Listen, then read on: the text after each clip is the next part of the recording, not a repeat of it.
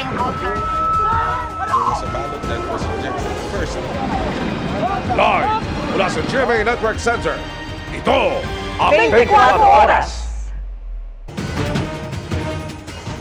Magandang gabi po, Luzon, Visayas at Mindanao. Sumuko sa NBI ang negosyanteng si Sara Diskaya kasunod ng anunsyo ni Pangulong Bongbong Marcos na i-issuehan si Diskaya ng warrant of arrest ngayong linggo. Inaasahang ilalabas ang warrant ng Digos City Regional Trial Court dahil sa kasong kaugnay ng isang flood control project sa Davao Occidental. Sumuko naman sa Pasig Police ang pamangkin ni Diskaya na kapwa-akusado niya at opisyal din ng kanyang kumpanya. Nakatutok live si John Consulta. John.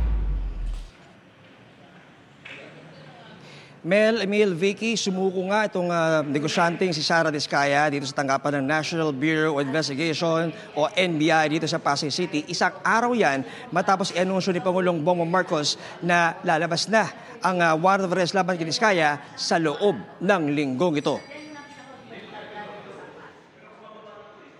Pasado alas 10 ng umaga kanina nang dumating sa headquarters ng NBI sa Pasay City ang kontraktor na si Sara Diskaya kasama kanyang abogado at kaanak.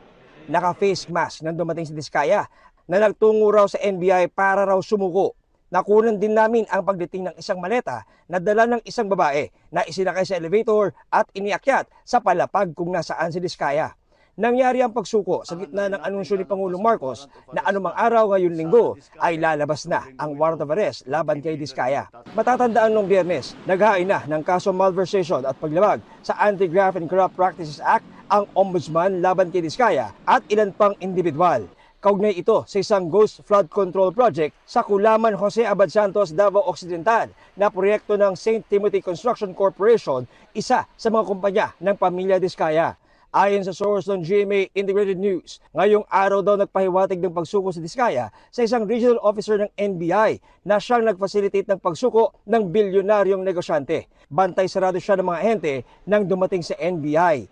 Ayon sa isa pa naming source, hinihintay nila ang formal na paglabas ng warrant of arrest laban kay Diskaya. Manggagaling pa ang warrant of arrest sa Digos City Regional Trial Court sa Davao Occidental.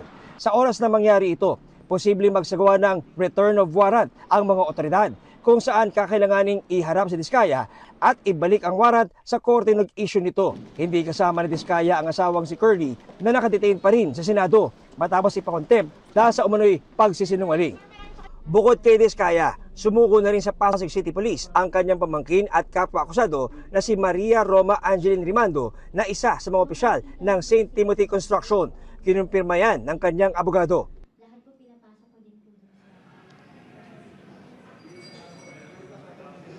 Vicky, dito nga sa NBI, magkapalipas na magdamag itong si Sara Diskaya at kung sakasakaling lumabas ang warrant bukas, aasahan natin na uusad na yung mga proseso tulad ng fingerprinting at pagkuha ng mugshot kay Sara Diskaya at posibleng mauwi sa return of warrant. Yan manalitas mo na rito sa NBI. Balik siya, Vicky. Maraming salamat sa iyo, John Consulta. Bukod sa paglalabas ng arrest warrant na inunahan na nga ni Sara Diskaya ng pagsuko, inanunsyo rin ni Pangulong Bongbong Marcos ang freeze order ng Court of Appeals sa mga ari-arian ni na Congressman Eric at Ed Vic Yap. Sangkot ang mga kumpanya nila ng mga Diskaya sa ilang proyekto kontra baha. Nakatutok si Ivan Mayrina. Before Christmas, makukulong na sila. Matapos i-anunsyo may nakasuhan na kaugnay ng isang ghost project sa Davao Occidental, inaasahan paglalabas ang warrant of arrest laban kay Sara Diskaya naman ang inanunsyo ng Pangulo kanina. Inaasahan na rin nating lalabas ang warrant of arrest na ni Sara Diskaya itong linggong ito at hindi na rin magtatagal ang pag-aresto sa kanya. Pero inunahan na ito ni Diskaya at kusarang sumuko sa NBI. Walong opisyal ng DPWH daw na sangkot sa parehong ghost project sa Davao Occidental ang nagpasabing nais na rin nilang sumuko sa NBI ayon sa Pangulo. Samantala, naglabas na rin ng freeze order ang Court of Appeals laban sa mga bank account, ari-arian at mga eroplano at helicopter na mga kumpanya na magkapatid na sina Congressman Eric at Ed Vic Yap, ang Silverwolves Construction Corporation at Skyyard Aviation Corporation. Pinaniniwalaang nakinabang din ang mga kumpanyang pag-aari ng mga Yap sa ilang flood control project. Kabuang 280 bank accounts ang na-freeze, 22 insurance policy, 3 securities account at 8 aircraft. May mahigit 16 billion na ang pumasok sa mga transaksyon ng Silver Wolves mula 2022 hanggang 2025. Nakaramihan ay may kaugnayan sa mga flood control project ng DPWH. Ang pag-freeze na ito, hakbang tungo sa layong mabawi ang mga hinihinalang pondo ng bayan na napunta sa katiwalian. Magpapatuloy ang investigasyon, magpapatuloy ang pagpapanagot at titiyakin ng pamahalaan na ang pera ng bayan ay maibabalik sa taong bayan. Para sa GMA Integrated News, Ivan Mayrina, nakatutok, 24 oras. Balik kulungan ang isang kalalaya lang na lalaki sa Cebu matapos niyang i-hostage ang sariling partner at mga anak. Ang suspect aminadong nakadroga nang gawin ng krimen. Nakatutok si Luan May Rondina ng GMA Regional TV. Yes. Di, wa may bildo. Wa may bildo. Kaya ko naman wa. Lilir gamay. Tikas bintana les. Sinusubukan ng barangay official sa Lapu-Lapu, Cebu na kausapin ang lalaking ng hostage umano sa kanyang partner at anak. Magturya tagtarong. Ibutang na ang kutsilyo. Matagumpay ang negosasyon at sumuko ang lalaki. Pero isinugod sa hospital ang kanyang 21 anyos na anak na lalaki na nagtamo ng sugat sa tiyan, braso at sa baba. Nakuha mula sa suspect ang isang butcher knife. Ayon sa otoridad, nasa mabuting kalagayan na ang biktima. Batay sa investigasyon ng Lapu-Lapu City Police, lumaya ang suspect sa bilangguan noong December 1 matapos ang 8 taong pagkabilanggo dahil sa kaso sa illegal drugs. Inamin ng suspect na bago ang insidente, bumatak umano siya ng illegal na droga. Kaduwar ko nakagamit. Nagsisisi raw siya at humingi ng tawad sa anak. Dong, pumayaw ko sa ilo ni mo dong. Naot ako dong na makitaan, di ka karoon dong. Kamu doon sa mong mama dong. Ayaw lang gagawagaway mong mama, pare dong, o dilim ganit mo. Kailangan magkita na ko dong. Ayaw gagawagaway mong mama, kari. Inihahanda na ng pulisya ang pagsasampa ng kasong attempted parricide at serious illegal detention laban sa suspect. Kahit anong saglit mo lang siya diniditin, saglit mo lang tinitreatin, as far as she was deprived of her liberty and the victim is female, serious talaga yan, illegal detention, and mataas ang penalty yan. Para sa GMA Regional TV at GMA Integrated News, Luan May Rondina, nakatutok 24 oras. Sa Pampanga, pansamantalang inalis sa pwesto ang 5 pulis matapos ang nahulikam na panloloob nila sa isang bahay at pagtangay roon ng 14 na milyong pisong cash. Nakatutok si Sandy Salvacio ng GMA Regional TV. Pasado alas 8 ng gabi noong November 25, nang looban ng 5 armadong lalaki ang isang bahay sa barangay Santa Cruz, Porac, Pampanga. Tinutukan ng baril ang mga nakatira sa bahay at dinala sila sa banyo. Agad ding tumakas ang mga sospek, tangay ang 14 na milyong pisong cash ng pamilya. Kinabukasan na na-report ang pangyayari matapos itawag ng isang concerned citizen. At matapos ang investigasyon, lumabas na mismong mga kabaro umano nila ang 5 nanloob sa bahay. 4 mula sa Angeles City Police at ang isa mula sa Zambales Provincial Police Office. Nag-imbestiga tayo, tuloy-tuloy investigation natin. And based sa investigation natin, may mga nakikita tayong evidence nagdi-link sa pulis. Kinumpirma ng Regional Director ng Central Luzon Police na temporarily relieved o sibak sa kanilang pwesto ang 5 pulis habang nagpapatuloy ang kanilang investigasyon sa krimen. Bumuo na rin daw sila ng Special Investigation Task Group. We received an anonymous letter. Yung anonymous letter na yun containing galing yon, allegedly itong letter na to galing to sa men and women of Station 2 ng Angeles City Police Station. Sila ang naglagay ng ito yung mga involved doon sa insidente to give way doon sa ating ginagawa investigation, doon sa possible involvement ng 5, kaya natin pinarelieve sila sa post. Tiniyak ng Central Luzon Police na tuloy-tuloy ang pangangalap ng ebidensya at kapag natapos ang investigasyon ay agad nilang ihahain ang nararapat na mga kaso laban sa sinumang mapatunayang sangkot. Hindi muna pinangalanan ang 5 pulis na umunoy sangkot sa insidente. Wala pa rin silang pahayag. Mula sa GMA Regional TV at GMA Integrated News, Sandy Salvacio, nakatutok 24 oras. Tinukoy ni Pangulong Bongbong Marcos na prioridad na maipasang batas ang 4 na panukala, kabilang ang Anti-Dynasty Bill at reforma sa party list. Ang iba pa alamin sa pagtutok ni Ivan Mayrina. Sa harap ng mga lider ng Kongreso, personal na ipinarating ni Pangulong Bongbong Marcos ang 4 na mahalagang panukalang batas na nais daw niyang gawing prioridad.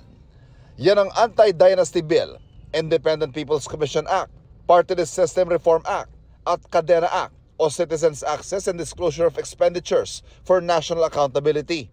Nangyari raw yan sa pulong ng LEDAC o Legislative Executive Development Advisory Council, kung saan present sina Senate President Tito Soto, House Speaker Faustino D. at House Majority Leader Sandro Marcos. The President also instructed both houses to take a closer look at the 4 bills and prioritize the passage as soon as possible.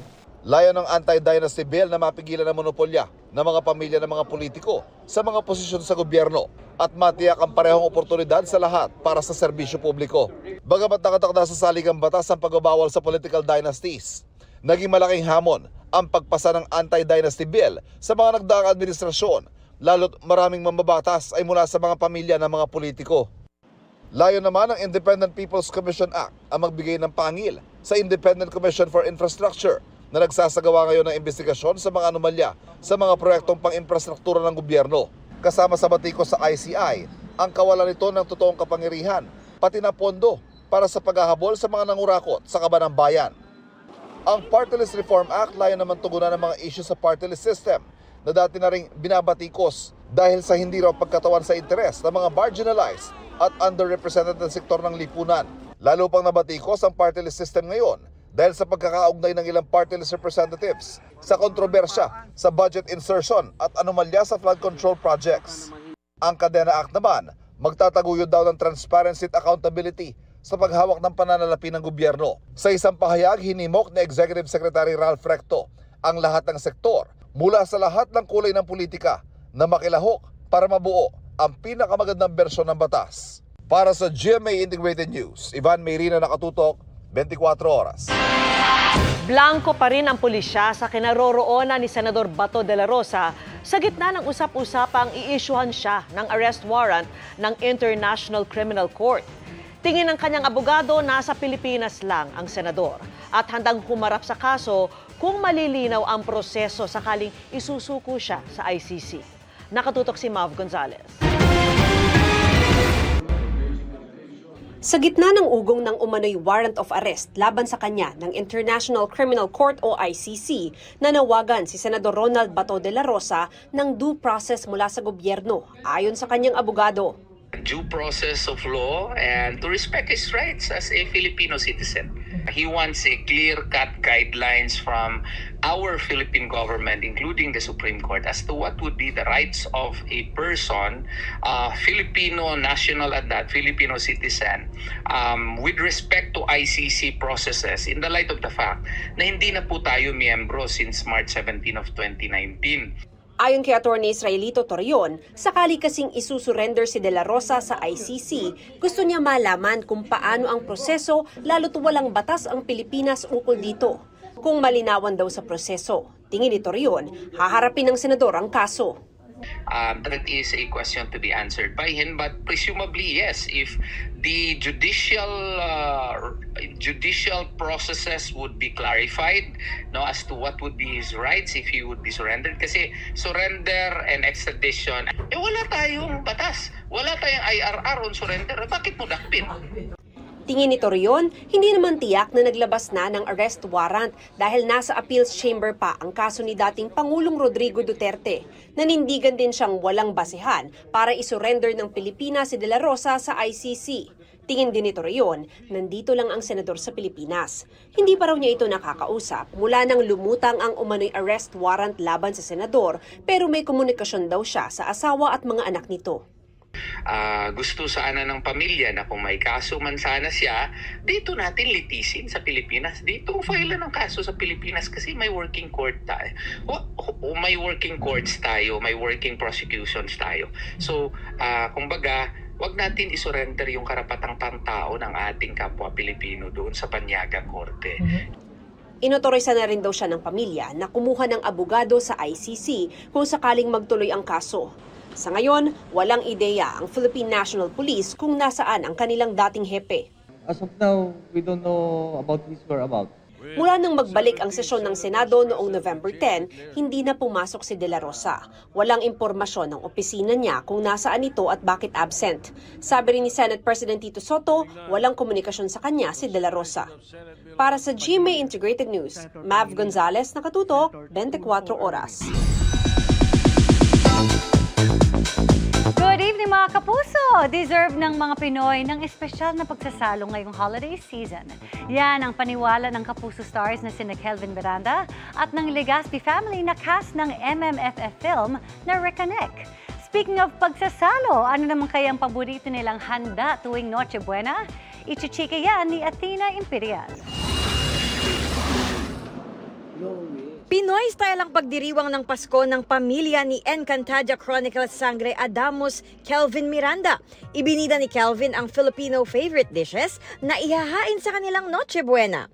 Ay nako, sa nanay ko kung magluluto siya, hindi pwedeng mawala yung menudo.